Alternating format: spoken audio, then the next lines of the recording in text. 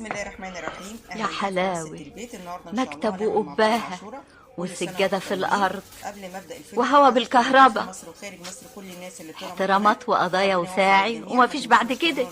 الحمد لله. تستاهل الحمد، بس كان نفسي أشوفك في الأملة دي وأنا مراتك.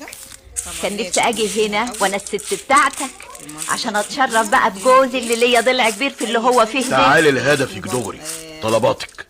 طلقتني ليه يا عبد الرازق؟ ده انا ما كنتش بقول لك غير حاضر حاضر في الرايحه والجاي.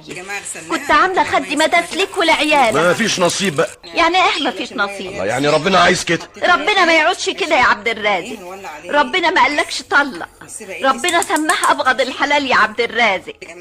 وبعدين لو كنت انا عملت حاجه كان جايز، لو ما حافظتش على شرفك وشرف بيتك جايز، لو ما حافظتش على قرشك وعلى عيالك جايز. خلصيني بقى، انت عايزه ايه؟ مش هخلصك، هقول كل اللي عندي وبعد كده هشهد عليك ربنا. يا بنت الحلال، يا بنت الحلال افهميني، المسألة وما فيها ان الظروف اتغيرت. انت دلوقتي ما تناسبنيش. ليه يا اخويا؟ ناقصه ايد ولا ناقصه رجل؟ لا ناقصه ايد ولا ناقصه رجل، ناقصه مخ. عشان العالم يعني. علمني. ما تنفعيش ما تنفعيش. الله يسامحك، الله يسامحك. ومع ذلك حتى لو اتعلمتي، المسألة مش مسألة تعليم وبس، في ظروف اجتماعية ذات أبعاد معقدة. يا أخويا ما تقوليش كلام صعب كده. أجيب منين بقى نصيحتك وطلقت لسانك دي؟ عرفتي بقى؟ أعيش ازاي مع واحدة تخلفت عني تخلف كبير، واحدة أقل حاجة تتوصف بيها إنها مش فاهماني. فهمها يا أخويا وهي تفهمك. مش ممكن، مفيش في العمر وقت أفهمك وما فهمكيش.